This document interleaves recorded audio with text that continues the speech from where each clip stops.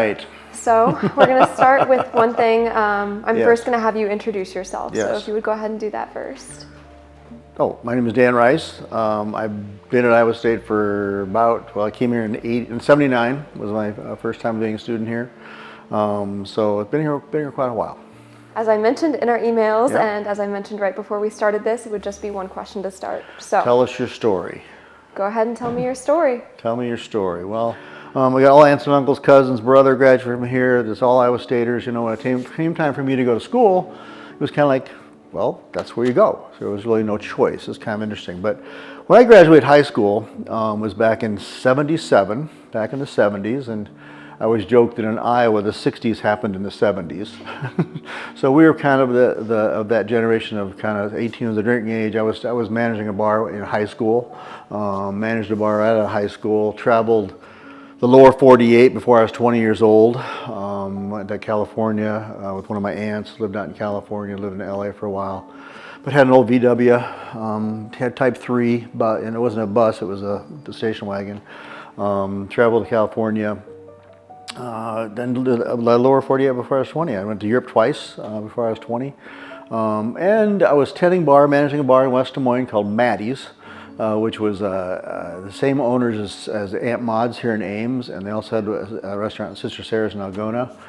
And I was managing that bar, and a good friend of mine was going to DMAC, and he was waiting tables. And he came to the bar one day, and he goes, "Hey Dan, I'm going to Iowa State this winter term. Want to go?" And I'm like, make some drinks. I'm like, yeah, well, that's about time.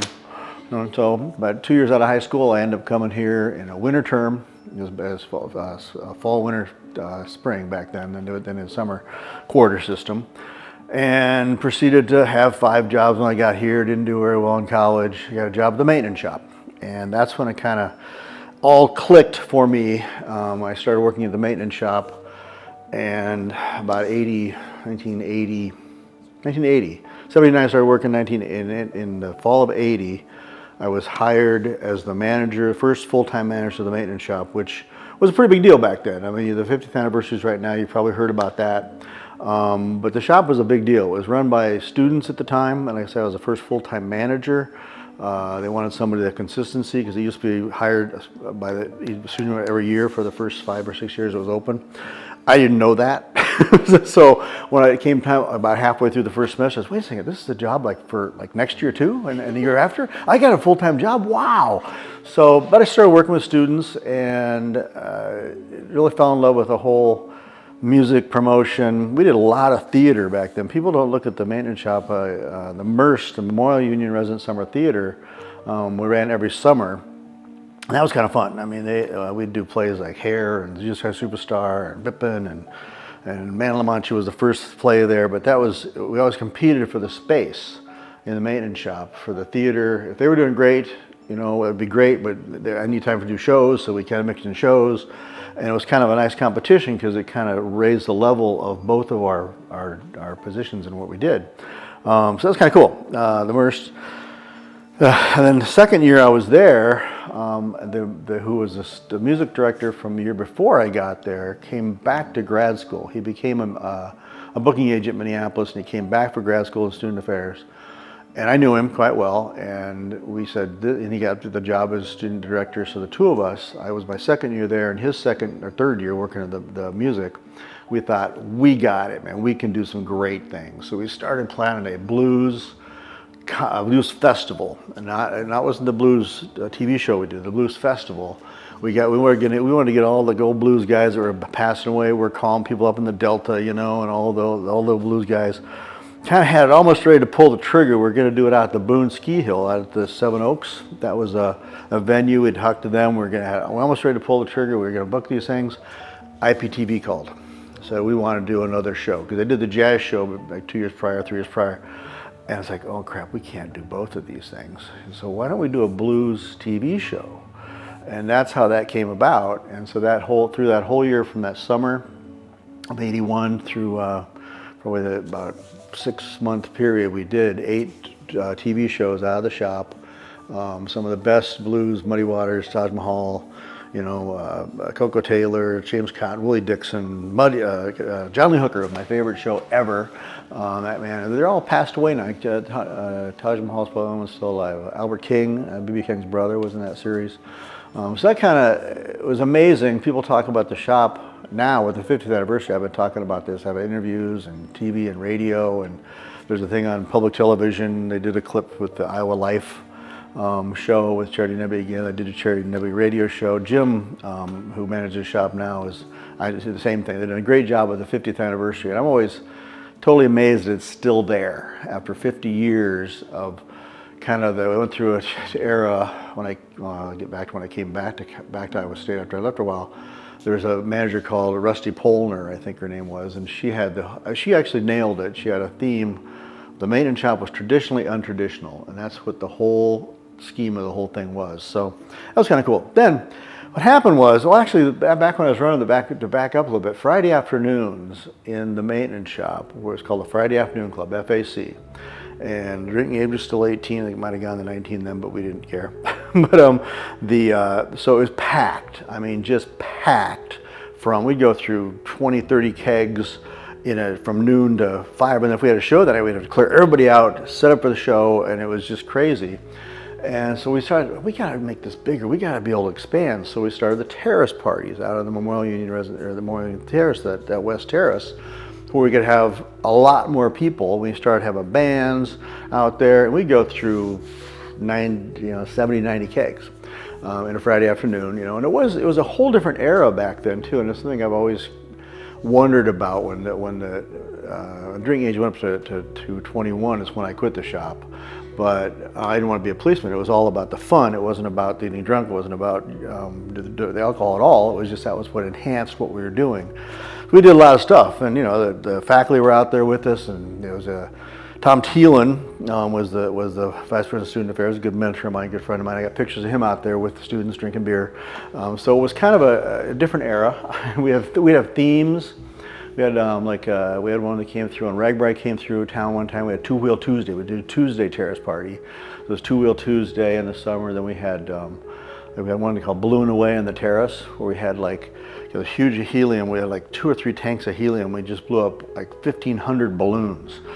So we had balloons all over the place, and that was and they were flying everywhere, and students would hook up a can of beers and send them off into the sky, and they would go flying across Lake Laverne. Another one, we had splash. We had baby pools on the terrace one time.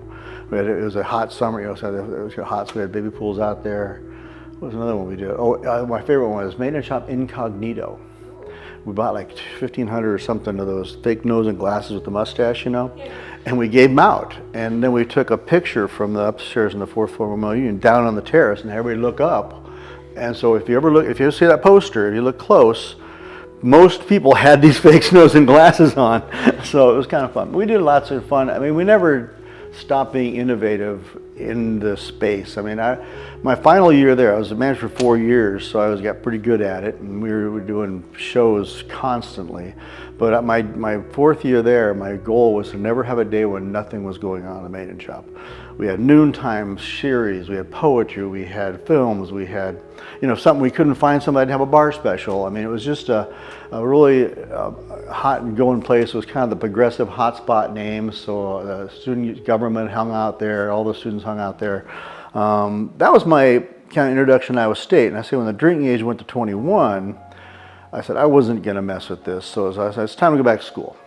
So after not quite flunking out, I didn't get totally thrown out, but I was down there where it was bad. I decided to come back, but I came back in the semester system, so I couldn't repeat some of the classes I didn't do well in, so it was kind of a nice little start. So I just totally flipped over, and I just kind of gave the music promotion business all out there, and I became a full-time student, and I was older, 25 years old. Absolutely loved it. I mean, I was the student extraordinaire. I knew all the clubs, organizations, and boards and committees and everything I wanted to be on. It was my first year. I was still a freshman, so my first year, I'm getting on all these things. So the thing that was member at large on the student union board, and I started things as I was very political and very in touch with people.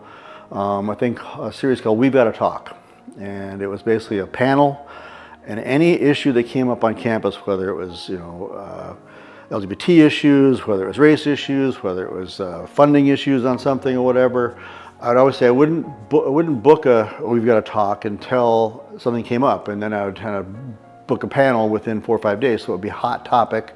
The Daily would come and cover it, and that would be the one place that everybody got the answers. And a lot of the university administration, vice presidents, I would be sitting on the panel with faculty and things, whoever knew about the issues. That was a big deal. The We've Got to Talk series that I did as a member of the student union board, member at large. But then other things that went on there, when I was a student, I was working in the workspace. We ran things like Freak Week, which was a week, wasn't an official week. It was Visha. There was a week off, and then it was Greek Week, and we had Freak Week because it wasn't part of those two kind of big Greek-based type things. So I think I might have sent you some pictures. The one over in the Arboretum over there, we had, I think one of them on 88, we had like 5,000 or 6,000 people out there. Not a problem. Our goal was to always leave it cleaner than we left or came with. People being coolers out, and cook out and stuff. And we had sponsors. The maintenance shop started sponsoring those, so we had some money to get Amskip systems. The last one, I think, the picture I did, actually had a focus grant. I had an independent study class. My degree was distributed studies, which it's not available anymore, but it's like 3 areas. I did art, philosophy, and writing. And after flunking Comp 1 twice, writing was amazingly funny because I took almost every writing course we had to offer here. When I came back, I got real serious and made the deans list all sorts of things. When you're older, it's amazing what happens. You can become a good student. The other things went on when I was a student. We'd have protests constantly. We had a CIA recruitment. We didn't like CIA because they were running Contras down in Central America, and we'd do things with, the Cat Hall thing was what came up. Actually, no, not Cat Hall. Not the naming of it wasn't the issue. They were going to tear the building down. It was called Old Botany, and we started a group called Save Old Botany, and T-shirts and a whole student group, student government behind it. I was involved in student government, and I threatened. I went to a board of regents meeting and pounded my fist on the table. You're not going to tear this building down. I'll chain myself before you do that. And sure enough, the reason I did that was because my grandmother. When I asked her one time, it was about the time they were going to tear it down. I said, "What are your memories about Old Botany there?" And she goes, "Oh, I remember the grandest balls. We were in their finest dress, dancing on the balcony." I thought, we can't tear this building down, So that's a little weird story there about that. But Jack Trice, what kind of a thread that went like 30 years. Emerson here at Iowa State kept that going. It was constantly naming of the city, the stadium. Tremendous things. Student government was involved with it. We actually bought the statue that's now by Beardshear. Was contracted. The students finally said, "Screw it. You're not going to name the stadium. We're going to donate a statue of Jack Trice. You got to deal with it then." So the student government commissioned that statue by an artist that was the husband of a great friend of mine, Chris Bennett, and we had him come up and do an exhibition, see what he could do. And I sat for that exhibition. I sat in the union, and he did a clay thing of me, and I thought he was just going to water it up and throw it away, because that was the exhibition of what I did. He fired it, spray paints it silver, and had an exhibit for years. And he called it Hippie of the 80s, because my hair was down longer than yours. Hair was down to here, big glasses. And he called Hippie of the 80s / or crumpled bumper. So I have that now. He finally gave it to my parents. My parents gave it to me. So, how many people have a bust of themselves at age 20, 26 or something? It's kind of wild. So that was the same artist as then did Jack Trice. It was originally placed between Carver Hall and Beardshear. So we wanted it. The students didn't want it by the stadium because the stadium wasn't named Jack Trice then. We wanted it to represent his academics, so we had it placed there. Then when they named the field Jack Trice Field, they moved it over there. Of course, it was dwarfed by everything over there by the stadium. So I was kind of happy when they moved it back here. That was quite a ceremony when they finally moved Jack back here. So Tom Thielen was a mentor. It came time to graduate. And I'm like, I was in his office one day. I said, "What are you going to do, Dan?" "I don't know. I love what I'm doing now. I love being a student. I love working with students. I love mentoring students," because I was an older student. I mentored all sorts of progressive and radical students sometimes. And a lot of them went off and did some amazing things. And these are students I worked with when I was a student, because I was an older student and kind of was connected. And he says, "Well, you can go to grad school for student affairs, I was like, "What?" really? You can do this like for a living? So he said, where do you go? And I think in the back of his mind, he wanted me to get out of Iowa State. He said to me one time, he said, I know, Dan, that whenever something was going on campus, whether it was a protest, whether it was a movement, whether it was a this or that, or money issues with student government, you were probably behind it, weren't you? I said, yeah.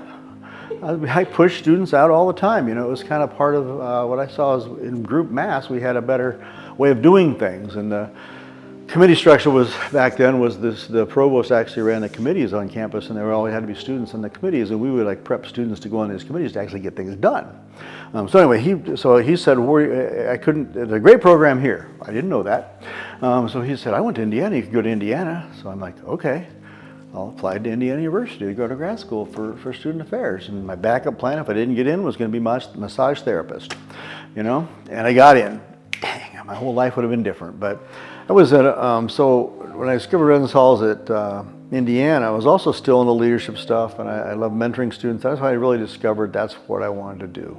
Working in the residence halls, you are living on the floor. I was 29 years old, living on the residence hall floor with 50 guys in this living learning center with real creative people. I mean, it's kind of a counterculture place in Indiana, if that's possible, because Indiana is pretty southern Indiana.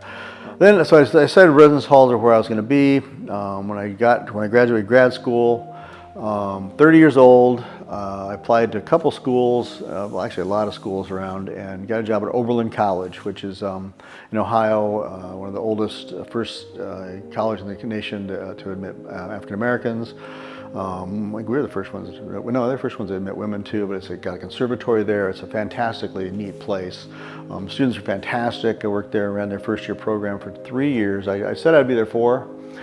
Because to see my first year graduate, one of my first year students, when I worked in the first year program, I wanted to see him graduate, but I was homesick. Man, Northern Ohio is flat. You know, we think Iowa's flat, but no. Northern Ohio is flat, and there's like tree rows at every place, so you're just claustrophobic. You know, in Iowa, you just get out and you can see 10 miles, you see water towers, you know. Northern Ohio is terrible. I was homesick for Iowa. So, came back, started working a job in the residence halls here. Actually, I was unemployed for about 6 months, but I just up and quit the job there. I was in Des Moines with my parents at age 32. But my mother never lets me forget that. She's 95 now, so longevity is there. But I finally got a job here in the Union Drive Association in Friley and Helzer. Loved that job. Worked with Pete England as my supervisor. He became the director of residency. He just retired a few years ago. Again, I just that student on the living with the students was really where the mentorship can happen. My whole philosophy then, why I got into student affairs, was all my political stuff. I realized I wasn't going to be that person at the podium. I wasn't going to be the one running a protest and changing the world, you know, my own. But if I can help students, 10 students a year, understand the world and see the world like I would see it, then they can go out and change the world. And that's kind of why I got into student affairs. And I think I've been pretty successful at that. I really connect with students. When I got back in the residence halls here, 97, the residence halls, they started having a philosophy there. The residence halls are supposed to be for younger people. It wasn't a full-time job, so 3 years is the limit. I got grandfathered in, but they did all the things they could to kind of push us out. And so I got kind of uncomfortable there, and I decided I got to get out of here finally, and got a job over in the LAS College, hired by my former advisor when I was a student here. He was the director of the student affairs or student services then, but advising open option students. And I basically have had that in my background now for about 27 years, working with undecided students. Did the open option orientation class called LAS 101 Show. It was a show. I mean, it wasn't a class, it was a 1-credit class, 8 in the morning for 8 weeks. And we would literally bring in the rest of the university, and the orientation class for open option students was to help educate them about what Iowa State was, what was here. So I bring in the deans from all the colleges, I bring in all the advisors from all the colleges, they talk about the different programs in the colleges so the students could help decide what they wanted to do. I loved the dean days because I'd have all the deans from all the colleges, and Dean Witherstein was there too, so I got to know her quite well.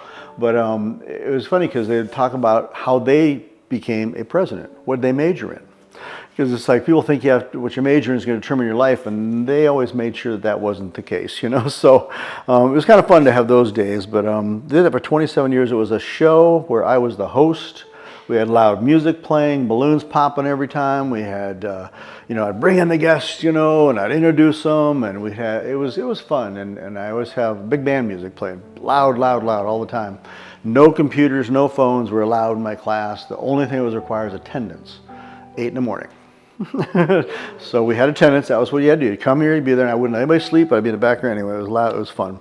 So then I also taught creativity. I taught a class. Bill Boone, for years and years and years over in the College of Design, taught an introduction to creativity class, and I co-taught with him for 2 years because I knew he was going to retire. And so then I took it over for 2 years as the LAS. It was called Design 129, and we got in the LAS college. It was LAS 129. I did that for 2 years. That was fun because creativity is all about getting rid of your junk, and the ones that really thrived in those classes were engineers. I just couldn't quite figure it out. How do you grade me? How do you grade me? No, you just got to free your mind. We had stomp things in the maintenance shop. We had clowning. We had a clowning section where they had to research a clown, and then for one day, they had to dress up as that clown and on campus, and we just took their picture. That was the assignment, But we'd do all sorts of things to talk about creativity is not something you can plan. It's innovation. It's what happens when you put different ideas together and stuff. And we had a blast in that class, until the clowning thing. We had a dean in the LAS college. I'm not going to tell you who it was, but the only rule of clowning, if you know anything about clowning, is there are no rules, except you have to like people. And that was what I instilled in the whole class. There's no rules. Well, some of them took it a little seriously, and they had a little squirty flower on their thing, like they would squirt, and they knocked on the dean's door and squirted our dean. Our class all of a sudden didn't have any academic credibility anymore, and I wasn't able to teach, and I thought that was the worst thing that happened ever, because that was the one class that every student wanted to take. I mean, it was just the thing to do. So, but I was on P&S Council now. I've been doing all summer orientation stuff for years and years and years for the LAS College. Liberal studies students is who I worked with most toward the end of this time. Workday comes along, I decide I'm not going to advise anymore. I didn't want to learn the system, so basically I'm minimally using Workday, but I'm a student recruiting now with transfer students. So I was elected to city council, so I was in the Ames City Council for a term. Basically, when I was on the city council, the municipal pool was built, the Hunsakus pool, the water plant was built, the intermodal parking facility up in Campustown. And how I got involved with the city is a friend of mine, Kathy Speck, who was the director of the activities in the union, who I came back and they were a good friend of mine. She suggested I should get involved in the city. There's this public art commission thing, and you should be on that because you like art, as part of my degree. And they had this sculpture they didn't know what to do with and how to place it, but it was called Cyclone Twister up in Campustown. We had to find a place. My job was to find a place for that. First assignment I had in this committee for the city, I was knocking on all the businesses. Do you want it out in front of your place? Do you want it in front of your place? And I finally went, duh, the city owns that corner. Let's just put it here. So the Cyclone Twister was put in about 98, 99, placed by me. So, but then we started all sorts of things. I've been involved in Old Town Public Art Commission. Planning and zoning was a big one. You don't remember the mall issue, but there's a huge issue about building a mall east of the interstate out on 13th Street. Big, huge uproar in town, and I was on Planning and Zoning Commission at that time. Before I was on city council, and that was a huge issue. I mean, this whole town was up in arms. Try to move all the retail out there, But my thing that brings me a lot of joy and pride now is all the stores that people thought they were going to get if they had that, because they were PJ Maxx and all these shoe carnivals, all these things. Well, they're all in town now, because we had plenty of land. We didn't have to go out east of the university, out east of the interstate. So. If I get to sum up this, I know we got to wrap it up. People tell me I'm kind of like Iowa State. I got the Ringenberg Award for promotion of Iowa State at the university at one point. I don't have too many clothes that don't say Iowa State on them. Matter of fact, I don't think I have any. I'm wearing socks now. My watch is this. So I'm kind of Iowa State through and through. I collect yearbooks. I collect all the bombs. I've got almost all of them, except for, it was started in 1893, and I don't know anything up to 1900, but pretty much everything after that. They're getting pretty expensive to try to get. They didn't print many of them back then, you know. I could, as you probably can tell, I can go on and on and on. I'm a walking Iowa State history buff. Absolutely love it. Students, as I look now, I have students come back and see me and even remember me after years. After I stopped teaching the LS 101, I had, you know, somebody waiting tables or behind a desk, or, you know, an insurance person, or dean of students, our associate dean of students took LS 101 with me, so he's constantly reminding me, oh yeah, Dan is an instructor, you know. So you have a lot of that history. My father taught architecture for 35 years here. So over in the design college, and his partner was Engelbrecht, who was the dean of the college, and I mean, the connections are kind of endless, and Iowa State truly is living the land grant mission. And that's one thing when I work with prospective students now, and I have to talk about and promote Iowa State, and that's one thing I always say is the land grant mission is about giving back. And what we teach students here, no matter what your major is, no matter what you're doing, with all the student organizations, with all the leadership opportunities and things, you'll learn how to give back. And employers tell us the same thing, and I think we've held so true to that, that's why we have such a neat student body here, including you. And it's, I'm worried about the technology, because I think sometimes we lose it. I'm worried about the working from home stuff, because there's not much community and staff anymore. I'm a huge proponent of name tags, so I always try to wear my name tag, because I hate when you walk up to somebody and you can't remember their name. I mean, what better way can you have community than know someone's name? You know, if you go to a conference, everybody's wearing name tags and you can see their name and, oh, hi, you know, yeah. So that, and just the connections, I think, are somewhat being lost now. That's why I really love this idea of this the Humans of Iowa State. When you put that call out, it seems to me that I've listened to your previous ones, and there's some neat people here, and you know, and I just appreciate it. I know I've become a part of the fabric, but I understand I'm just a little thread in a huge tapestry. So, yeah. My first one I have for you is, do you feel welcome at Iowa State? Yes, I feel like I'm doing the welcoming in a lot of cases, but I've always had supervisors that understand that we need people like that. And yes, a lot of it's because I know the history, and I know what's going on. John Carroll was the communications director here at Iowa State years ago, and actually just left not too long ago. He was a family friend. My mom knew him. But he and I were walking across campus one summer. It's like 8 years ago. And of course, it was during orientation, lots of families around it. And we were going like between Cat Hall and the Union. We got stopped like 4 times by families, you know, and we both, oh, how you doing? What you doing? You're looking for? Where you going? Where you from? You know, both of us are kind of doing that. And we almost get to the Union. He turns to me and goes, Dan, you know, he was retiring soon before that. He goes, we could come back and be like the Iowa State greeters. You know, this is what, you know, people understand. And whenever I'm on campus and I see people with those little folders, I'm always stopping and asking them, you know, what do they need, where they're going, that kind of stuff. So yeah, I think that's part of what makes us the land grant school that we are, is that welcoming place. Absolutely. All right, my second question. Okay. My second question I have for you today is, what does being a part of the Iowa State community mean to you? Everything. It is hook, line, and sinker. I mean, I painted my garage red and gold, and I was painting that when I had it put on new siding and stuff, and I'm painting it. My neighbor drives past, he goes, bright yellow, you know, and he goes, I hope that's the primer. I said, nope, not the primer, you know. So it kind of, you know, I always joke, if you get cut, I'm going to bleed cardinal and gold. It's not anything. I'm a women's basketball fan, like you wouldn't believe. I've had season tickets since they were sold. Season tickets since Bill Finley's been here. I'm a front row behind the bench.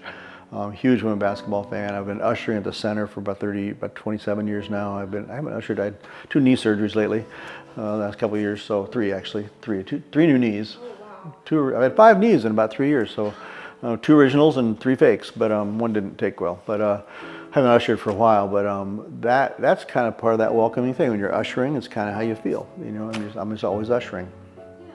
So. Wow. Well, I have one last question for you. Oh, yes. And it's the wrap-up one. Okay. Is there anything else that we forgot today? Did we forget anything? Anything else you would like to say? What I would like to say, I really appreciate this series. There's a lot of great people at Iowa State as a whole, and I think even those that come in new, I have a long conversation with the philosophy department upstairs in Cat Hall, and one of the faculty members in the area, we are always talking, and he always says, I mean, you ought to write a book, Dan. You know, write a memoir or something, because I always tell him stories, and he's like constantly amazed, and I can go on and on, and I take, not that they're my stories, not that they're special, but the fact that I can connect them with how other things have worked and when they were, how they were, why they happened, who's doing what. You know, with the city, with the university, they're very much like this. I love the fact they've gotten the marketing folks, not just Jack Trice logo, but the Ames logo, because that's back when Ames and Iowa State were like this. When I was on city council, I was on a committee on the National League of Cities, in college town representatives, and I would listen to horror stories about college towns that were like Oberlin, Ohio. When I worked at Oberlin, the city and the college were like this, oil and water. You know, they didn't like us, we didn't like them. And I just never understood that, because I was from Iowa State. This is like, we are one and the same here. You know, I mean, the boards, the commissions, you know, it's like everything. And I think that's very evident when people visit Iowa State and they drive downtown or they drive around or they talk to anybody. It's just kind of Ames is Iowa State when it's half students. It kind of, and it was ranked the #1 college town when I was on council. It was like #1 college town in America, but also like the 3rd place, best place to retire. So it's kind of like, well, how does that mix? Well, old people like young people. So, and vice versa, I think. So it's